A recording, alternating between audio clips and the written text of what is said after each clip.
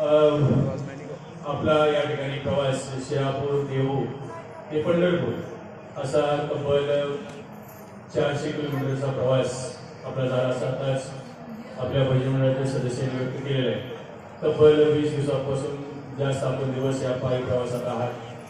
आनंद वाटतोय की एकच ध्यास आणि विठ्ठलाची आस म्हणत म्हणत ऊन वारा पाऊस याचा कमाना बाळत आपण या ठिकाणी या पंढरपूरच्या तीर्थक्षेत्री चालत आलेला आपलं पंढरपूर वासियांच्या वतीने मी मनस्वी या ठिकाणी स्वागत करतो। महाराज आपलं नाव काय आहे? माझं नाव तुकाराम मारुती गवंडे।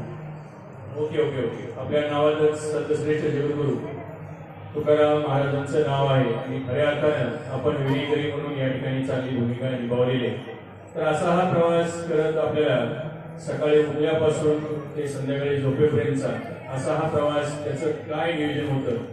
20 दिवस तुम्ही या प्रवासात आहात, आपलं नियोजन आपल्या या वारकरी मंडळीला आणि आम्हालाही या ठिकाणी जाणून घ्यायचं आहे।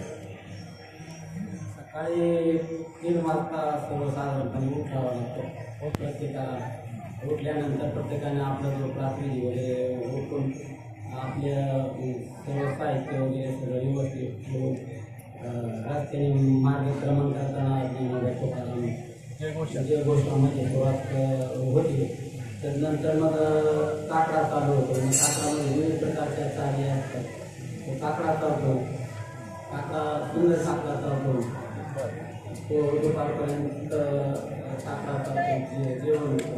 ज्या ठिकाणी नियोजित जेवणाची व्यवस्था असते त्या ठिकाणी जेवणाची व्यवस्था कमी असते त्या ठिकाणी मिष्टांना भरपूर जेवण होतं। नंतर पण आपल्या मोबाईलने रात्रीच्या सोबत चालत पुन्हा हो काकडा पुन्हा भंग गवळणी नंतर पुन्हा नंतरला पुढे संध्याकाळी 6च्या दरम्यान त्याच्यावरती आल्यानंतर चहा पाणी होतं, हरिपाठ होतो।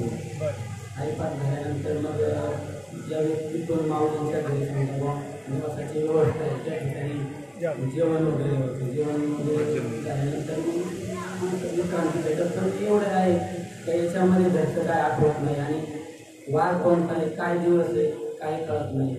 याच्या नामघोषा याच्यामध्ये आठवत